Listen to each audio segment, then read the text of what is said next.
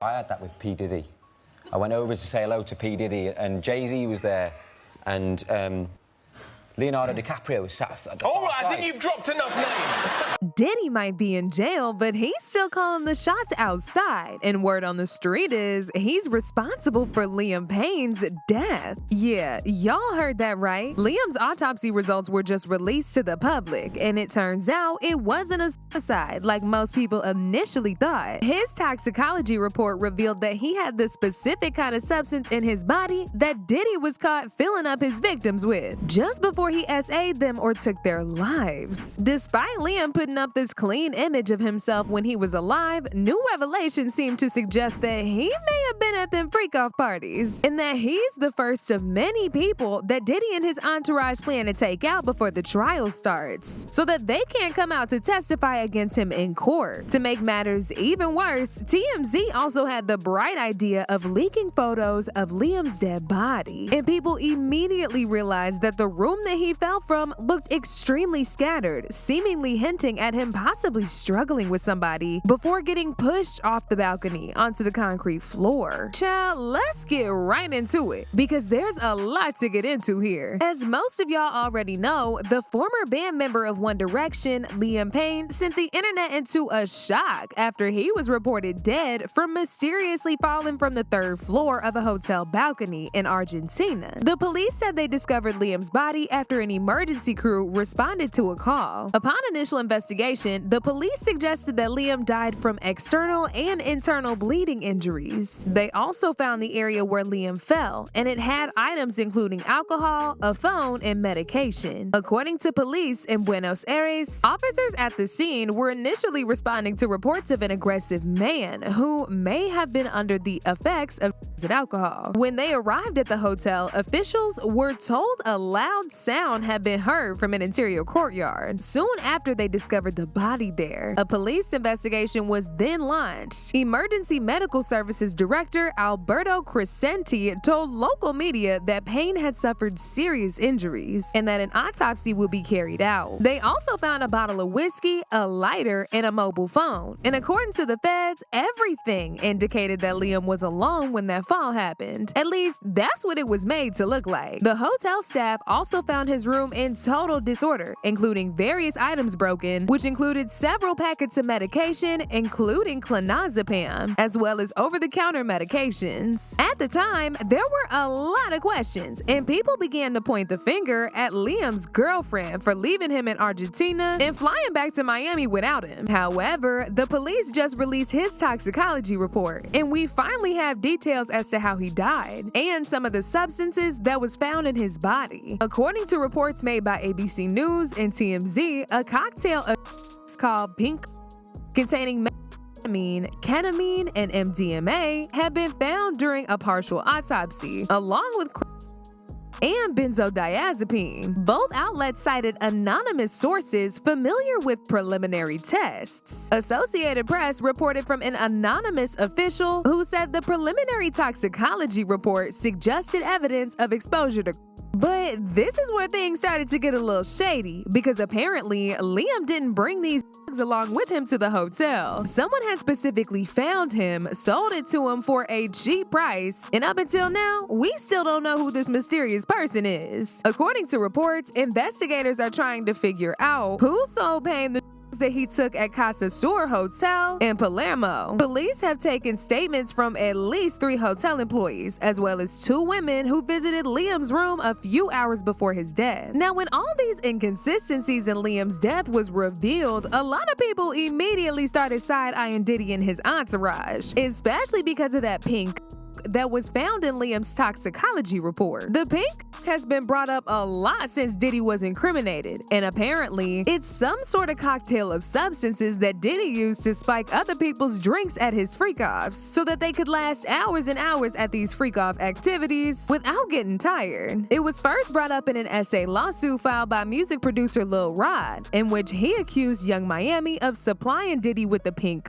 all upon his request, and sometimes even flying it into whatever city Diddy was gonna be having his freak-offs in. He usually obtained the drugs from Brendan Paul, Diddy's accused mule, who was recently arrested. But when he forgot to bring the he went with Brownlee or Young Miami. Now, some of y'all might be wondering what is so special about this substance and why is it called pink instead of just being like the regular white powder we all hear about all the time. That's because this pink ain't just no regular. According to reports, pink or tusi, also known as tusi, is a combination of ecstasy and cocaine and is supposed to help people enjoy the benefits of all the different without having to take them separately. Lil Rod claims he personally witnessed Diddy do a few lines of in his dressing room, and whenever he wanted tusi but Brendan forgot it, he'd call Young Miami, who then brought it on the private jet from Miami. Jaguar Wright also stepped into the chat not too long ago and gave us a full breakdown of this pink. And it turns out the particular one that Diddy uses is actually specifically crafted for him. And this is a similar type that was found in Liam's toxicology report. According to Jaguar, the pink has a street name called tusi, and it's a mixture of different very strong substances, including ketamine, Viagra, and any other you can think of. And y'all, ketamine is actually a horse tranquilizer, and it's supposed to help you relax while the helps you stay up all night without feeling tired. But here's the thing, even though helps you stay up, it makes it very difficult for people to immediately get aroused. That's why they put the Viagra in. It helps whoever takes it to get hard even if they're not in the mood. So instead of the people at Diddy's freak-off parties taking all these different things separately, they now combined it into this one called pink.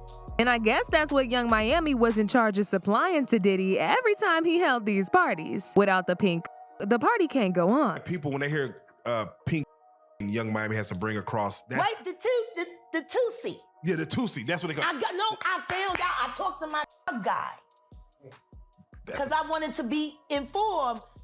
Because people was calling it tusi, that's calling it the tunchi. I didn't know which one it was, so I talked to my guy, and my guy filled me in. And then it made perfect sense. tusi. Talk to him. With Jaguar. Let's talk. Education. 101. So tusi is the, but they take the ketamine and cook it up. And they fold it into the cup. Now, if you don't know what ketamine is what they call on the street Special K.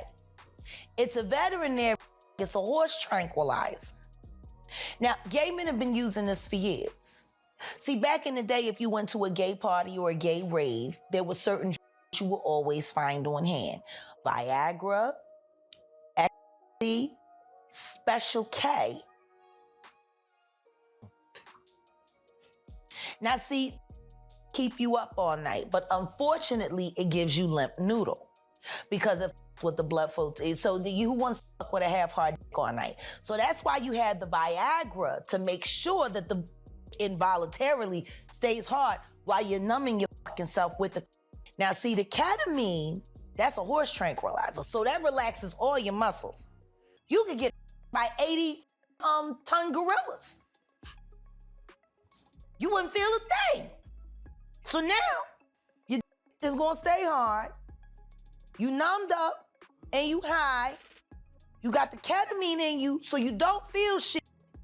And then you add the ecstasy to put in the feeling that you've now blocked out. And now you got a party. Freak off cocktail. Yeah.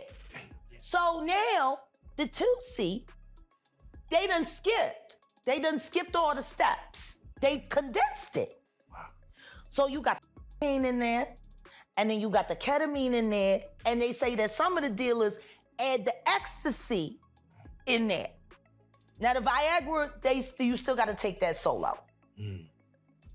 But with the tusi, you got all of that. The gay cocktail. Oh. Off cocktail in the one thing.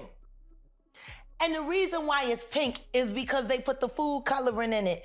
They think, he said he think they got it from the Breaking Bad. You remember how they was making the meth, and they made it a special color, so they done that with the tusi. Wow. It's the food coloring. You think that... As if you need more. When did high not get high enough? Like, I'm trying to understand. Yeah, to the point where you have to fly it across, like, I need that here tonight. Can you get that here? Like, no... I need that here. You got 3 powerful and food coloring. Okay. Okay. You are numb. You are wired. You pop that Viagra. You a f***ing machine. You anything. A brick wall wouldn't even feel. Now, it's unclear if Liam was taking this pink to a private party in his room. The police did say 2 unidentified women were seen by the staff leaving his room just before he died, and they're still working on finding them. People believe that these women were probably contracted to pose as escorts. It's unclear how true any of this is, and as of now, it's all alleged information, but folks are beginning to suspect that Diddy had a hand in Liam's death. The allegations got even worse when an old interview that Liam did a while back went viral. In the interview, he was recalling some of the things and people that he saw at a Diddy party before. But before he could finish, the interviewer cut him off. I had that with P. Diddy. I went over to say hello to P. Diddy, and Jay-Z was there, and Leonardo DiCaprio was sat at the All far right, I side. think you've dropped enough names. As usual, people had their own thoughts about this, like this person who said, "I think they got rid of him to scare the rest." Another person said, "I think Liam got blackmailed and he was acting erratic earlier in the hotel. It's like he knew something, so someone pushed him out the window, or he did it himself." But now I want to know your thoughts. What do y'all think about Liam's autopsy finding Diddy's pink in his body? And do y'all think Diddy really took him out? Y'all been knew what to do. Let me know your thoughts in the comment section down below. And don't forget to click here to watch this other very messy video.